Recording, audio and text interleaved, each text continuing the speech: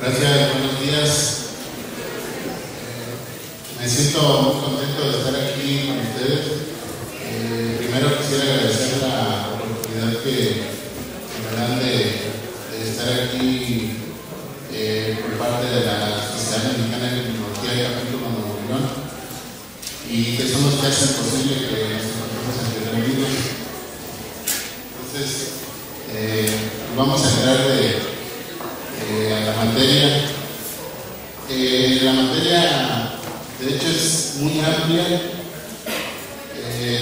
Se presta para muchísima polémica porque el tema de educación siempre es ambivalente, siempre hay enfoques muy diversos, pero creo que a través de esta podemos de alguna manera importante prevenir la delincuencia.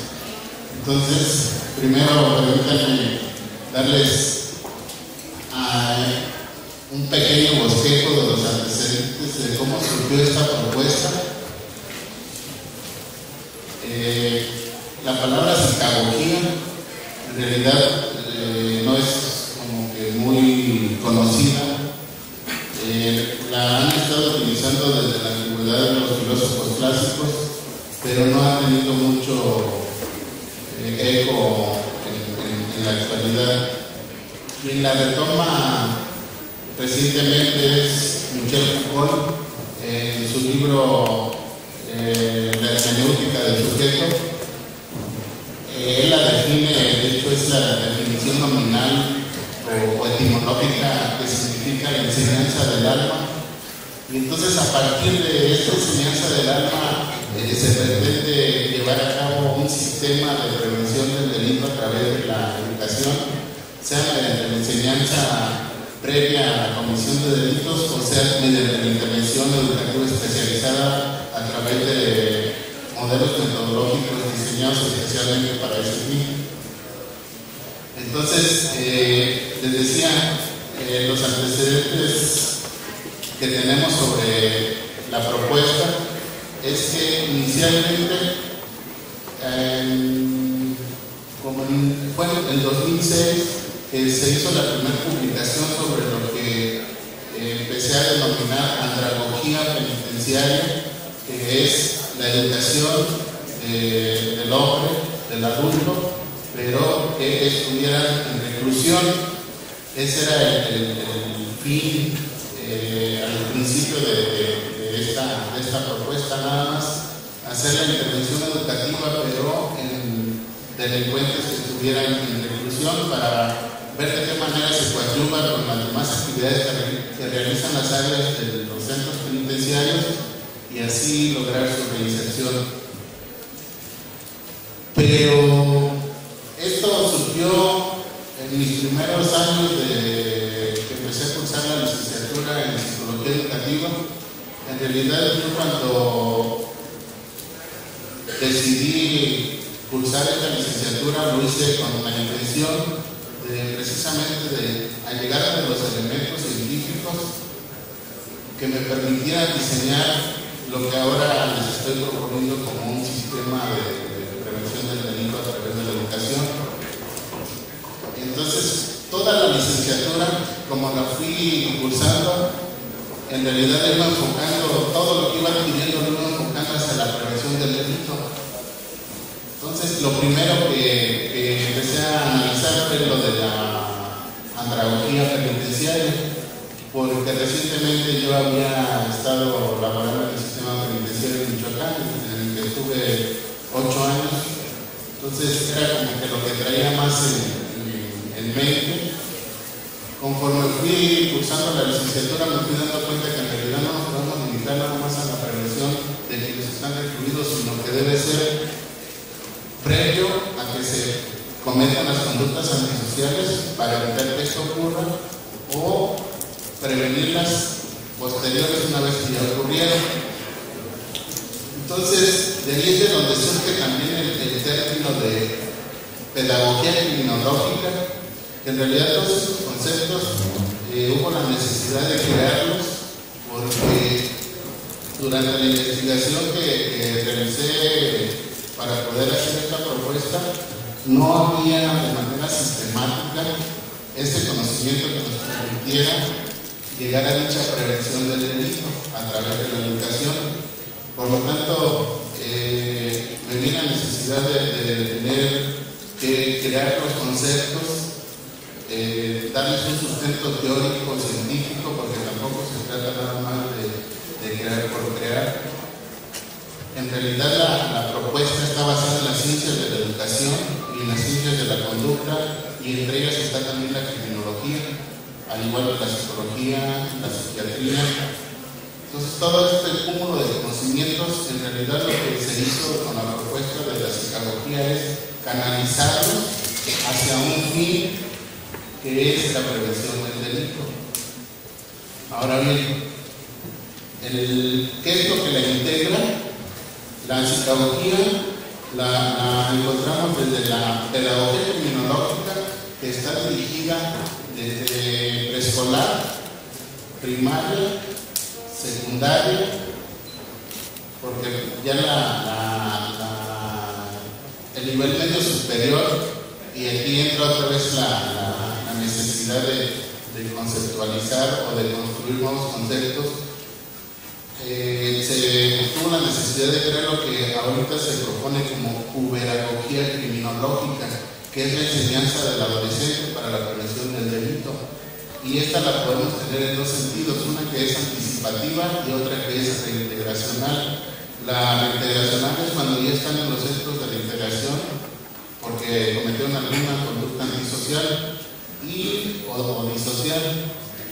Pero la anticipativa es para prevenir precisamente que se lleven a cabo esas conductas. Entonces, si se fijan cómo se va formando el contenido de la psicología, en realidad la psicología es todo ese sistema de la pedagogía, la puberagogía y la andragogía penitenciaria. ¿Por qué nada más nos referimos a andragogía penitenciaria y no lo referimos como andragogía criminológica? Porque generalmente a la edad adulta ya los individuos ya tienen su personalidad más definida y resulta un poquito más complicado llevar a cabo ciertas influencias para modificar la conducta.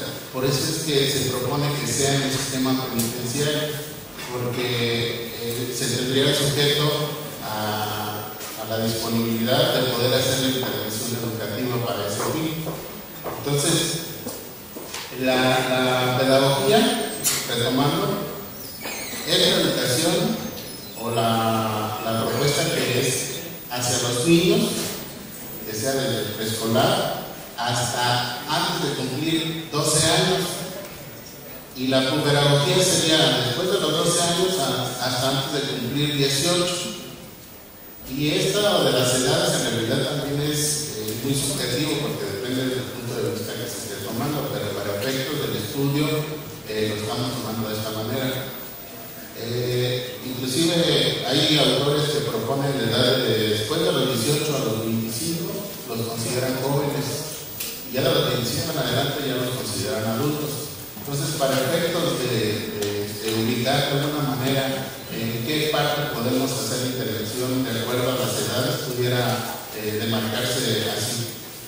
Entonces, ¿por qué la necesidad de crear la puberagogía si pudiéramos tener la pedagogía y la andragogía?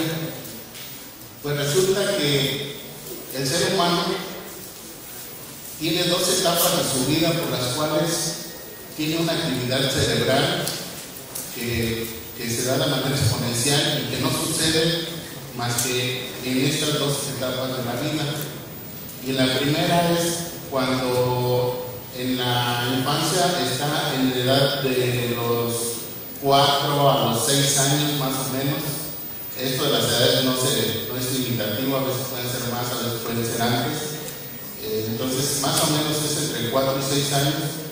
Es cuando los niños tienen una actividad cerebral de conexiones neuronales que les permite un aprendizaje, pero que no se vuelve a repetir más que en la adolescencia. Pero resulta que en la adolescencia, además de toda esa conexión neuronal y todo ese movimiento que existe en el cerebro, también se ve involucrada en cuestiones hormonales. Y entonces estas cuestiones hormonales llevan más a aspectos emocionales que de repente sacan más de control en cuestión de razonamiento en los adolescentes y son más impulsivos, y por eso realizan acciones que aparentemente no las razonan, sino que más bien son llevados por el impulso. Pero esto también se debe a este cúmulo de cambios que están sufriendo a nivel biológico, y de ahí la necesidad de poder hacer una intervención educativa en los adolescentes tomando en cuenta precisamente estas características desde el punto de vista de la edad, porque los adolescentes ni son niños ni son adultos. Por lo tanto, tenemos que ver una forma muy precisa de cómo abordar los temas sobre la violencia en ellos. Entonces, en el caso de la las notas, porque ya me lo estaba notando así a capela. A ver, entonces ya teniendo este previo de cómo está integrada la propuesta de la psicología, en el caso de la pedagogía criminológica se proponen 4 ejes de acción, y el primero es un aspecto que tiene que ver con cuestiones filosóficas. Lo que vamos a comentar ahorita es de manera muy iniciativa, porque en realidad no nos alcanzaría el tiempo para profundizar, inclusive todo este tema que estamos abordando aquí.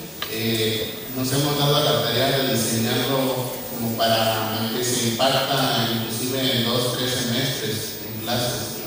Entonces lo vamos a tomar nada más de manera iniciativa, algunos puntos que considero son medulares para cada una de las partes que conforman la psicología. Entonces, la primera es la pedagogía criminológica, y tenemos el aspecto filosófico. En este podemos tomar de manera muy importante el aspecto axiológico y el ético, que de repente algunas veces es confundida la ética con la axiología. Así de manera muy somera vamos a decir que la axiología se encarga del estudio de los valores, y la ética está más enfocada en cuestiones morales sobre el bien y el mal y la toma de decisiones sobre estas cuestiones. Entonces, si desde que están niños empezamos a trabajar con ellos en aspectos axiológicos y éticos, ya los estamos encaminando de alguna manera en la toma de decisiones que pudiera repercutir en su edad adolescente y adulta. A veces dicen que los niños no tienen capacidad de decidir. En realidad los niños también deciden, pero deciden a otros niveles, y el impacto de sus decisiones también es a otros niveles. Entonces, si nos cerramos a la idea de que los niños no pueden decidir porque no tienen edad para hacerlo, entonces nos estamos limitando y estamos guardando un desarrollo que pudiera darse de manera benéfica si nosotros como adultos situamos en algunas circunstancias en las que ellos tengan que tomar ciertas decisiones, y eso va reforzando también su personalidad y su seguridad como seres humanos. Porque lo que no se trabaje bien en la edad de la niñez, tengan la seguridad que en la adolescencia es donde brota, pero brota de manera exponencial. En realidad, un ejemplo, si hay un niño que está sujeto a aspectos de violencia, su entorno se torna violento, a veces no directamente hacia él, sino que su entorno es violento, sea porque la está viendo en sus padres, sea porque lo está viendo con vecinos o en la calle o con los amigos. Si no se tiene un manejo adecuado de cómo llevar al niño en el sentido de que empieza a comprender desde su edad en qué consiste esto de la violencia, cuando son adolescentes brota, pero si de por sí en la edad de la adolescencia, la violencia y la agresividad son el pan de cada día. Nada más que algunos sí aprenden a tener control sobre esta y algunos otros no. Por eso es que surge tanto esto de la violencia juvenil, y que generalmente esta violencia juvenil tiene tintes violentos, no son tan pacíficos, no son tan de cuello blanco, sino que casi siempre tienen que ver con acciones violentas. Entonces, de ahí la importancia de poder desde la infancia tocar estos temas, no de manera directa, sino propiciando circunstancias por medio de las cuales ellos vayan aprendiendo. A veces el error que se ha cometido en la educación es que pretenden que el niño absorba el conocimiento nada más diciéndoselo. En realidad lo que se debe hacer es provocar esas circunstancias para que lo aprenda viviéndolo. Por eso es que le digo que debe de provocarse esas circunstancias, porque si el niño lo vive, ni siquiera se va a dar cuenta que lo está aprendiendo, pero en su inconsciente ya se está incorporando a su estructura psíquica. Entonces, de ahí es que está la importancia para que toquemos estos temas desde el punto de vista axiológico y ético. Hay más puntos, pero les comentaba, ahorita nada más tocaremos algunos. Inclusive iba a comentar esto porque a lo mejor al final no me acuerdo de decirlo, pero tengan en cuenta que esto que se está proponiendo aquí es un tema que está en desarrollo, porque ni es la verdad absoluta, ni es digamos que con esto ya tenemos la varita mágica para dar la solución. Es una propuesta que complementaría acciones que se lleven por parte de autoridades, por parte de los maestros, por parte de los padres de familia, que sí va a repercutir de manera importante. Eso es innegable. La educación que tenga el ser humano es definitivamente definitoria para que se forme su personalidad de la edad adulta. Entonces, les decía, son 4 ejes. El primero es el filosófico, el otro es el psicológico. Debemos de enseñar a los niños a ser asertivos, a que la solución la encuentren de manera pacífica, a que dialoguen, a que no se arrebaten de repente un juguete. Y además es que hay una explicación también neurológica para que esto suceda con los niños. Por eso es que hay la necesidad que se les tiene que enseñar para redirigir ese impulso que tienen. Cuando les digo que hay una explicación a nivel fisiológico, los niños, de hecho, si tuvieran la fuerza de un adolescente o un adulto, serían mucho más violentos que un adulto o un adolescente, porque en realidad ellos no pueden todavía controlar esos impulsos neurológicos que están dentro de su formación. Entonces, yo creo que aquí cabe hacer la diferencia entre lo que sería la violencia y lo que sería la agresividad. En este caso, con los niños, estamos hablando de agresividad, no de violencia. Para efectos del estudio que se está proponiendo, la agresividad es inherente al ser humano y tiene que ver como un medio de defensa ante cuestiones adversas. Es innata. El ser humano nace siendo agresivo, pero conforme se va construyendo su estructura psíquica, esta agresividad, el ser humano va adquiriendo el control de la misma. En realidad esto no genera tanto problema a nivel social. El problema es cuando esa agresividad se convierte en violencia. Y entonces, para fines del estudio, la violencia la podemos definir de manera muy superficial como las acciones que se llevan a cabo con el dolo de hacer un daño o con la intención de hacer un daño. Entonces, además la violencia es un aprendizaje social, no es innato, no es atribuible a la naturaleza del ser humano. Esto lo aprendemos viendo a los demás también. Entonces, desde el punto de vista psicológico, de ahí la importancia de la asertividad. Otro punto en el aspecto psicológico también es lo que los estudiosos en psicología llaman simpatía. Y esta simpatía no tiene nada que ver con ser chistoso o con ser agradable, sino que más bien es un término que es de carácter positivo, y ahorita les voy a decir por qué. Seguramente ustedes conocen la palabra apatía, y es cuando no nos interesa lo que le pasa al otro. Pero ¿qué pasa cuando nos ponemos en los zapatos del otro? ¿Cómo le llamamos a ese aspecto? Empatía. Pero la empatía es un aspecto neutro, porque los psicópatas son empáticos. ¿Por qué son empáticos? Porque ellos tienen la habilidad de ponerse en el lugar del otro y en base a eso hacerle mucho daño a las personas. Entonces, cuando decimos, ay, es que es empático, no necesariamente nos estamos refiriendo a un aspecto positivo, sino que pudiera ser inclusive un aspecto negativo, la empatía. Entonces, la simpatía es el aspecto positivo, en el que nos ponemos en el lugar del otro, pero para no hacer daño, sino más bien para apoyarlo o para poder servir de guía también con esta persona. Entonces, por eso es la simpatía, no hablamos de empatía.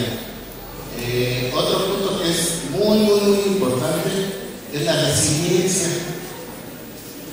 Cuando hablamos de resiliencia, de hecho este término ni siquiera tiene su origen en la psicología, es retomado de cuestiones metalúrgicas y se refiere a los metales que son sometidos a presiones de calor o a presiones de frío, y que al llevarlos al frío extremo y llevarlos a un calor muy extremo no pierden sus propiedades, siguen teniendo las mismas propiedades estos metales. Entonces ese es el término que se da a esos metales, se llama resiliencia, pero lo adoptaron también en la psicología, el término de resiliencia. Y esto es lo que les comentaba hace rato. Si hay un niño que en toda su vida han ejercido violencia contra él, y lo más lógico que pudiera parecer es que él después se va a convertir en un victimario, pues resulta que hay algunos que no, y lejos de convertirse en eso, algunos se convierten en criminólogos. Es que están las dos caras de la misma manera. Los que a lo mejor sufrieron, no digo que aquí ustedes hayan sufrido violencia, pero es un ejemplo nada más. La otra cara de la moneda es que si fuiste sometido a violencia en tu infancia, si no te hiciste criminólogo, a lo mejor te haces delincuente, que sería el aspecto negativo. Entonces, si eres resiliente, quiere decir que todas esas presiones que viviste en tu infancia no alteraron tu esencia como ser humano, porque también es innegable que todos los seres humanos, desde el nacimiento, tenemos cierta predisposición, cierta programación que nos hace ser también únicos. No solo nuestro entorno nos moldea, sino que también ya traemos algunos aspectos que ni el entorno nos puede modificar. Y esto se da en el sentido positivo y en el negativo, porque probablemente traemos una carga genética, una predisposición hacia conductas delictivas, que esto también es muy polémico, pero también hay casos en que se da de esa manera, por eso no hay que dejarlo de lado. Por eso es tan complicada la criminología, porque el origen de los delitos es multifactorial y no podemos analizar un delito o un delincuente desde un solo enfoque. Necesitamos tener un enfoque multifactorial también de análisis, porque su origen es también multifactorial. Entonces, les decía, si se logra tener la resiliencia en el ser humano, aunque sean sometidos a presiones, no caerán en cuestiones de delincuencia. Pero no quiere decir que por eso también se hagan delincuentes. Ahora, ¿cómo podemos encontrar o cómo podemos desarrollar la resiliencia? pudiéramos decir que nacemos con ella o que la desarrollamos. Y aquí hay algo muy interesante. Un psiquiatra de nombre Boris Cyrulnik dice que si estamos ante un fenómeno que nos trastornaría la vida o nos trastornaría nuestra forma de ser, pero no lo comprendemos, y por lo tanto, como no lo comprendemos, no tomamos acciones, entonces es cuando estamos ante un momento en el que pudiéramos después convertirnos en seres antisociales. Si logramos comprenderlo, pero además tomamos acciones, es cuando se pudiera generar la resiliencia. Un ejemplo, otra vez con lo del niño violentado. Si el niño aprende que no todo en la vida es la violencia, pero además de que lo está aprendiendo, lo está comprendiendo, él empieza a tomar acciones o lo hace tomar acciones en el sentido de que él no le va a ejercitar la violencia, por el contrario, va a buscar medios alternativos para la solución de problemas, como lo que les comentaba hace un momento de la asertividad. Entonces es cuando se genera esta resiliencia que tanto nos estaba mencionando. Es un fenómeno que es un poco también que tendríamos que entrar al análisis muy profundo, pero en el sentido psicológico es uno de los aspectos que nos serviría mucho como elemento de la pedagogía. Ahora, el tercer eje de acción sería el normativo.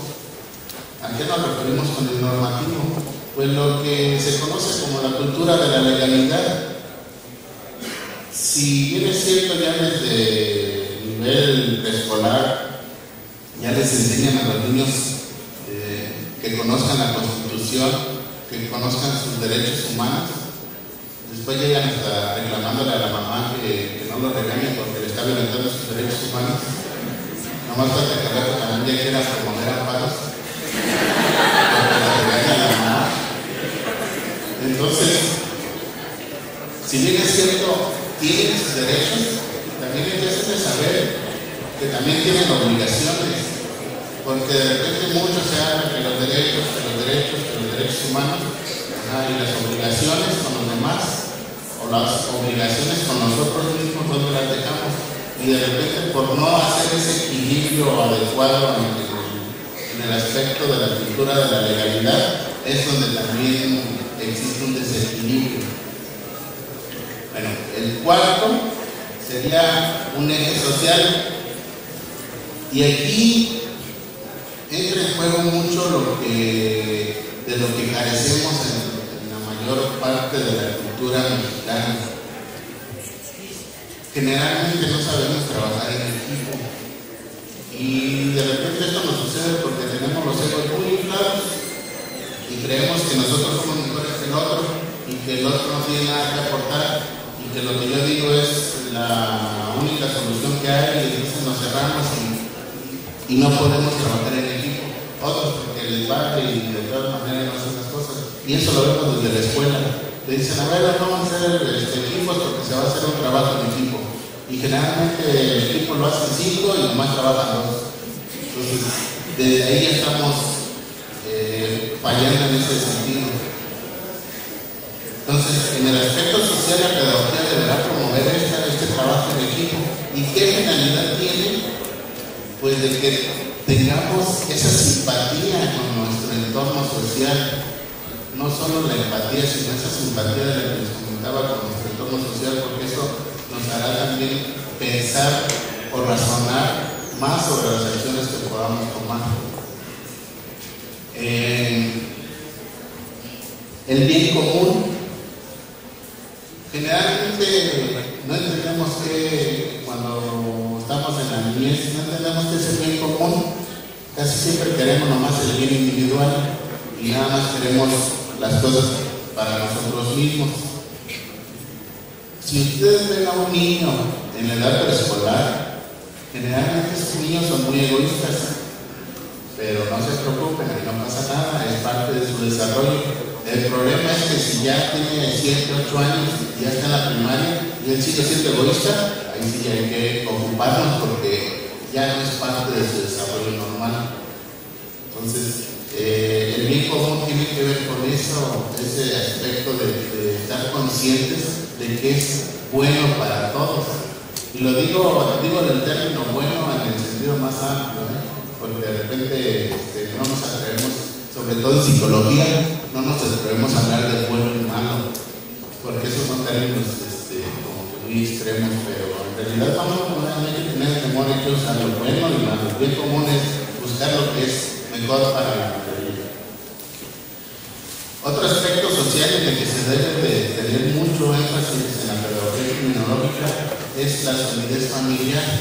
Nada más que aquí hay un problema también muy importante, porque si al niño le enseñamos en la escuela que la familia es el eje social, que de ahí parte todo el fenómeno social que se pudiera originar en una nación, en un país, pues a lo mejor se lo escucha muy bonito, pero llega a su casa y en su casa hay desintegración, aunque o hay disfuncionalidad, a veces está el papá, la mamá y los hijos, pero no funcionan como familia, por la razón que ustedes quieran. Esto es un tema ya muy abordado, pero entonces si son fenómenos que han afectado el desarrollo de los individuos, pues con mayor razón es importante que desde niños se empiece a trabajar con ellos en la solidez familiar, porque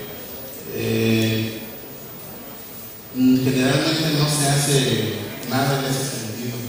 Miren, hay un filósofo, estaba porque ya murió, Luis Althusser.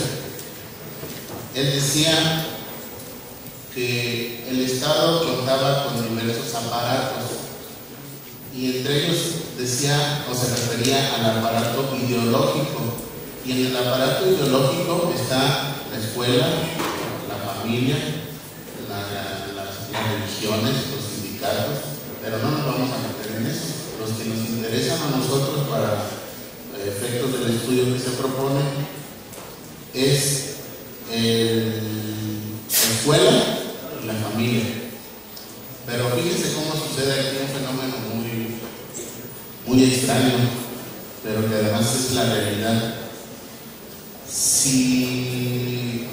Inclusive si alguno de ustedes ha visto la película esta de Panzazo, no sé cómo se llama, sale el de Mono, pues después los de la CENTE sacaron otra que no me acuerdo cómo se llama, y luego los del CENTE con el Bester, que descansen en paz, digo, ya han cerrado pues, no digo que muera. Ellos también sacaron otro. Hay 3 videos que más o menos se refieren al mismo tema. Inclusive en Argentina también sacaron un video muy interesante, por cierto, que se llama La Educación Prohibida. Luego en España hay un programa que se llama Redes, de Eduardo Punset. Él también aborda un tema similar sobre la educación. Pero resulta que la mayoría, inclusive si tienen la oportunidad de ver esos videos, los maestros eluden la responsabilidad de educar. Dicen que ellos nada más instruyen, que no educan. Y entonces, si nos basamos en esta premisa de Luis Althusser sobre el aparato ideológico que es la escuela, si la familia está fallando como aparato ideológico, ¿quién tendría que entrar a hacer el quite? Pues la escuela. Pero si la escuela, los que están integrándola, se muestran reacios a hacerlo, prefieren mejor hablar en las marchas. Espero que no haya descalabrados aquí que vayan los maestros y a repente te quieran hinchar con los sales. Pero esta es la verdad, y hablo de generalidades, tampoco es la totalidad, pero la mayoría se conducen de esa manera. Entonces, si la educación no la podemos tener en la familia, pues la escuela tendría que ser su función también. Ahora, no se trata de que nada más la escuela, también la familia tiene que complementar, pero entonces la escuela tendría que permear de alguna forma también en la familia. Por eso les digo que es un tanto complejo este fenómeno, que no es imposible llevar a cabo, sí se puede, pero es complicado. Entonces, pues si lo vemos desde ese punto de vista, con los niños se puede trabajar muy bien, porque ellos están en formación de su constitución psíquica. En los adolescentes también se puede, es un poquito más complicado que con los niños, pero también se puede. Donde sí está definitivamente es un reto enorme, es con los adultos, sobre todo cuando ya están recluidos, para poderlos reinsertar a la sociedad.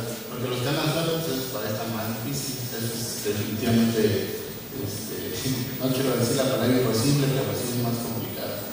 Entonces, para concluir nada más, les quiero decir que inclusive si alguno de ustedes tuviera la inquietud de poder aportar sus experiencias, sus ideas y pues adelante, yo estoy abierto a que lo podamos compartir.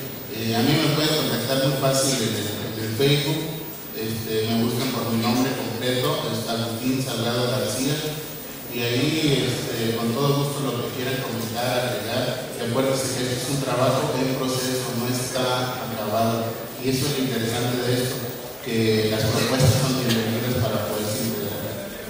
Gracias.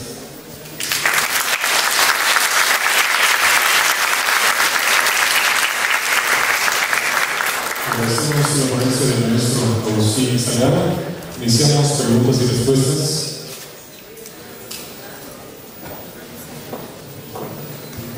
Muchas gracias, felicidades. ¿Con qué tratos se está dando el fortalecimiento del rescate de la medida educativa y la familia como ente primordial de relaciones sociales colectivas a manera no de políticas de prevención, sino un cambio ideal psicosocial? Mira, aquí es interesante conocer lo que nos decía el filósofo Samuel Ramos. ¿Cómo podemos cambiar la cultura si los que en su gran mayoría generan la cultura son los educadores? Pues entonces lo primero que tenemos que hacer es educar a los educadores o reeducar a los educadores para poder en realidad esto llevarlo a la raíz del problema. Porque si no, nada más estamos tratando de derrumbar un árbol cortándole las hojas y nunca vamos a llegar a una solución. Es muy complejo, es muy difícil, hay mucha resistencia, hay muchísimos vicios que están arraigados inclusive a nivel subcultural. Por ejemplo, la mal llamada narcocultura, en el caso de yo vengo de Michoacán, nosotros ahí lo vivimos constantemente, en la parte esta de la tierra caliente donde las niñas de 15 años, 16 años, ya tienen un estereotipo de hombre que ellas quieren para su vida, y lo que ellas quieren es un hombre que traiga una camionetota, que traiga una pistola y que todo el mundo le tenga miedo. No importa que tenga más de una mujer, pero ella quiere ser parte de ese año. Entonces, ¿cómo podemos erradicar todo eso? Si la familia es un ejemplo claro de que la familia está disfuncional. Entonces, ¿y la educación? ¿Dónde queda? ¿La escuela dónde queda? Entonces sí tendría que hacerse de manera importante, y el Estado tiene muchísima responsabilidad, porque esto que se está haciendo en Michoacán en realidad, y se lo digo sin temor a equivocarme, porque es la prevención que siempre han hecho, es prevención mecánica o de obstáculo o de presencia policial, en realidad no lleva a una prevención real, es una prevención aparente. Una vez que cumplan con esto de que se van a llevar a la tuta y a no sé quién más que les hace falta llevarse, ¿qué va a pasar? Ya van a surgir otros y otra vez va a empezar lo mismo. Entonces, ¿qué es la prevención real? Irnos sobre la constitución psíquica y el desarrollo de los niños y adolescentes. Pero en eso no hay ningún programa, no hay absolutamente nada. Entonces, esto que están haciendo, bueno, a lo mejor apacigua, da calma, porque ahorita en realidad Michoacán está tranquilo. Bueno, ayer que me vine lo dejé tranquilo. Ya mañana no sé cómo vaya a estar, o hoy no sé cómo esté, pero va a estar calmado un rato. ¿Por qué? Porque no se está atacando el problema de raíz, nada más de manera superficial, porque además eso es lo que vemos.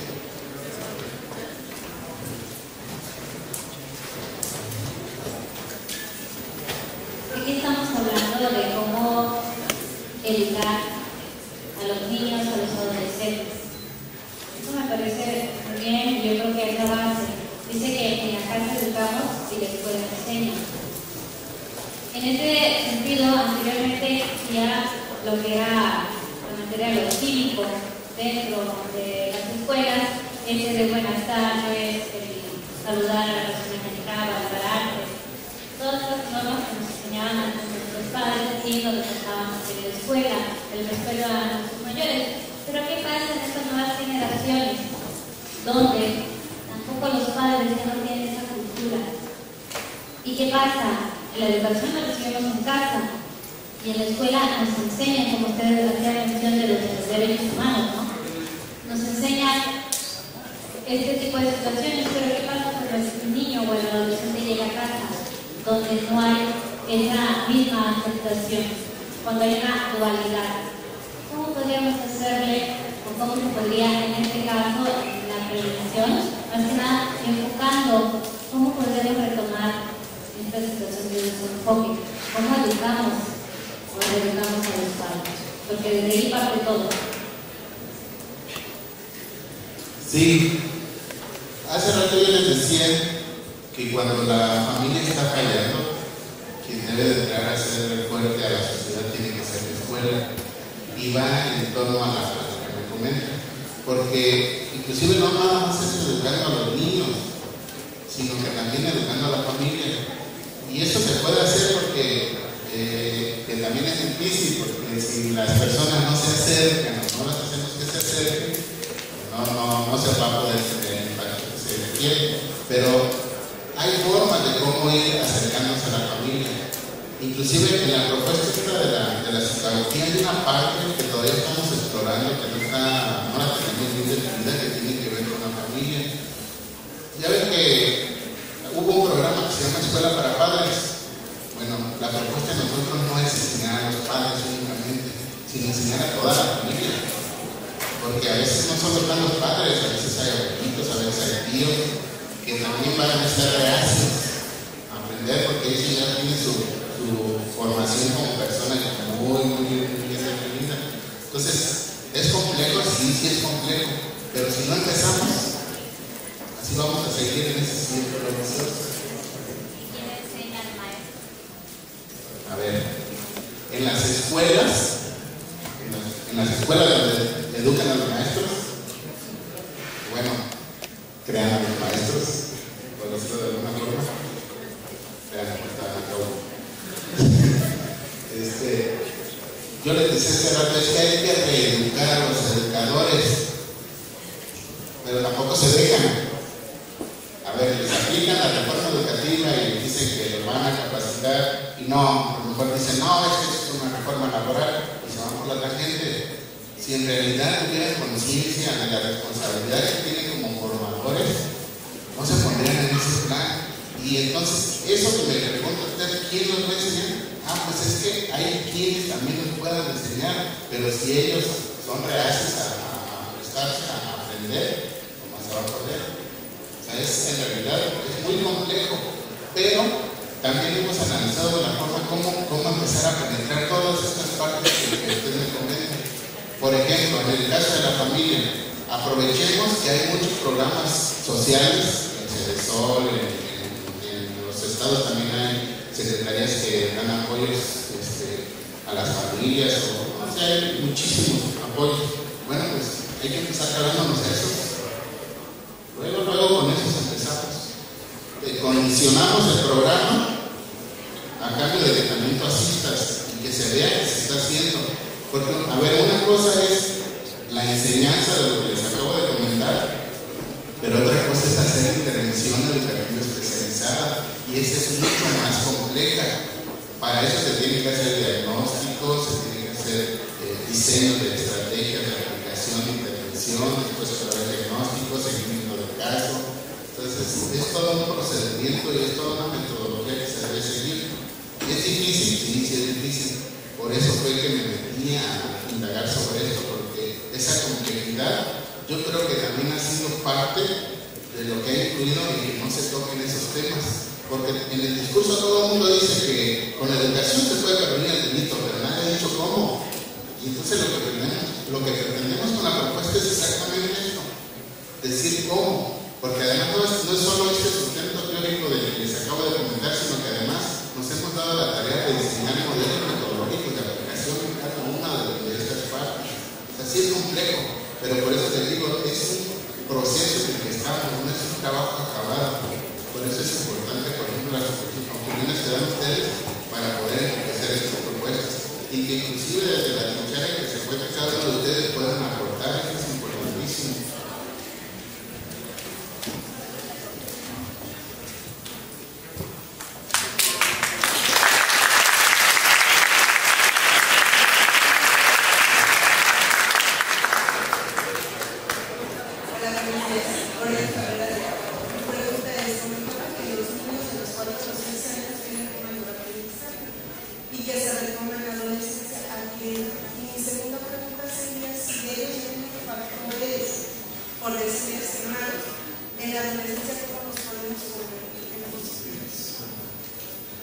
Eso es muy interesante porque es parte de lo que tiene que hacer la pedagogía.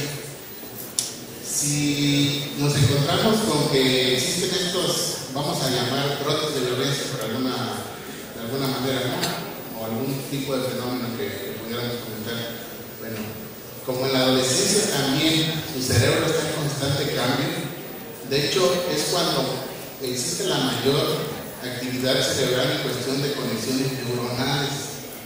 Entonces, es como aprovechar también ese cambio para introducir ciertos aspectos que pudieran ser favorables a los adolescentes. Ahora, hay una cosa bien importante, y esto se lo digo por experiencia. Yo he trabajado con adolescentes, estuve dando clases en una preparatoria, en realidad, mucho del trabajo que hice no solo fue dar las clases, sino también de manera, ¿cómo podemos decir? Práctica. No solo observando, sino viéndome cómo se conforma su forma de ser entre ellos, cómo se van llevando unos con otros.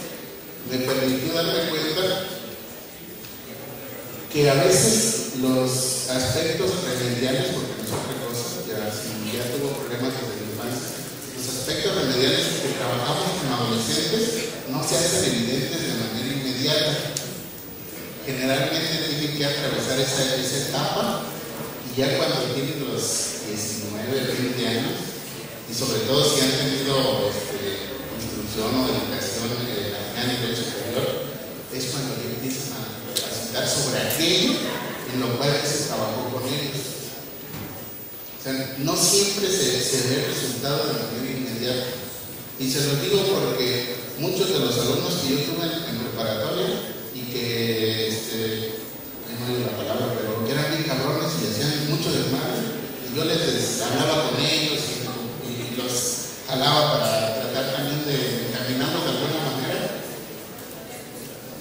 No lo comprendían en ese momento, pero ahora que ya están en otra etapa de su vida, me han buscado y me han dado las gracias, siendo que en ese tiempo, cuando yo hablaba con ellos, vamos a ver, el que más mal les caía, porque yo era el que de alguna manera servía como un refreno hacia sus conductas.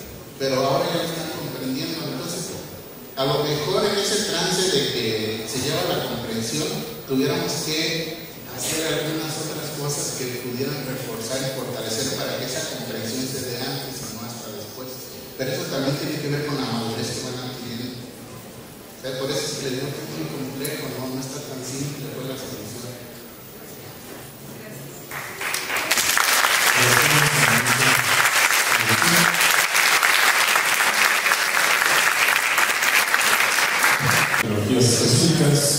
Me encargaba de presentar al maestro Agustín Salgado García, de México, de quien narraré un extracto de su hoja de vida. Es licenciado en Derecho por la Universidad Michoacana de San Nicolás de Hidalgo. Cuenta con diplomado en Seguridad Pública en el Instituto de Ingeniería Política.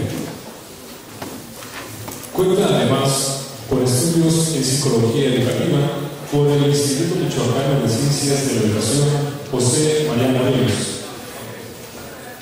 Es autor de ensayos sobre seguridad pública, seguridad penitenciaria, prevención del delito, de la adaptación social y seguridad nacional. Es especialista en ingeniería legislativa, ingeniería penitenciaria y criminológica. Por su formación y experiencia, es experto en resocialización social, prevención del delito y por ello ha sido asesor jurídico del Centro de Readaptación Social de Morelia y del Centro Preventivo de Huacho, Michoacán, México, así como director de los centros preventivos de Jiquilpan y Huetama, en su natal Michoacán, además de otros cargos dentro del sistema penitenciario. En la ciudad de Huetama es profesor de filosofía en la Escuela Preparatoria Licenciado Benito Juárez, incorporada a la Universidad Michoacana de San Nicolás de Hidalgo. Dentro de la Cátedra Iberoamericana de Ingeniería Política AC, ha sido miembro del Consejo Internacional de Ingeniería Política, la revista. Vicepresidente del capítulo central para la región México Occidente y vocal de Ingeniería Legislativa del Consejo de Directores. Vicerrector de investigación del Instituto de Ingeniería Política y presidente del capítulo central internacional de la Cátedra Iberoamericana de Ingeniería Política AC. Presidente del Consejo Académico de la Cátedra. Además, ha fungido como coordinador general del programa de investigación en ingeniería penitenciaria del Instituto de Ingeniería Política y del diplomado de la misma área. El día de hoy nos imparte el tema Psicología Criminológica, educación especializada para la prevención del delito. Recibámoslo con un fuerte aplauso.